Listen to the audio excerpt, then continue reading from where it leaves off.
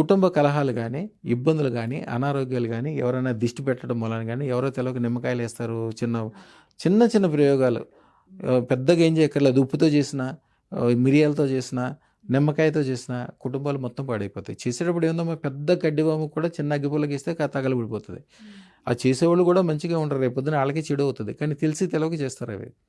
అందుకని వీళ్ళు జాగ్రత్తగా ఉండాలి. ఎప్పటికప్పుడు కొద్దిగా గుడికి వెళ్ళటము, అదృష్టత్వం ఉంచుకోవటము, మంచి దేవుడితో ఉండటము, మంచి మాటలు మాట్లాడుకోవటము. కోపం వచ్చినా ఎప్పుడు కూడా ఆడవాళ్ళు ఏముందమ్మా, ఎప్పుడు వంటగదిలో ఉంటారు. ఆగ్నేయం అంటే వంటగదికి ఆ వేడి వస్తుంది వీళ్ళకి ఎప్పుడు కూడా. అందుకనే ఆడవాళ్ళకి ఎప్పుడు కూడా వేడి తగ్గాలని చెప్పి మెడలో ఒక ముత్యం వేస్తారు. ఒక ముత్యము, పగడమేమో గట్టితనం కోసం, ముత్యమేమో శాంతి కోసం.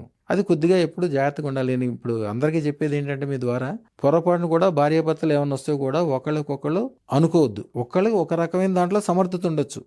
పెద్దోళ్ళు వస్తారు నా దగ్గరికి.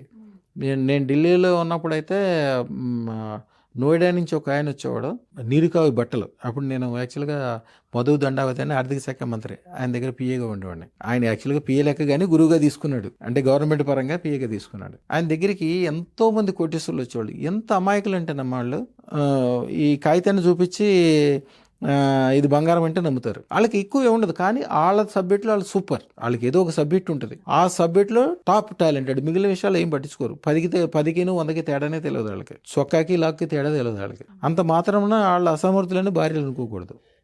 భార్యకు కూడా ఏదో విషయంలో ఏదో టాలెంట్ ఉంటుంది. వీళ్ళని ఒకళ్ళు ఇప్పుడు కూడా తక్కువ చేసుకోకూడదు.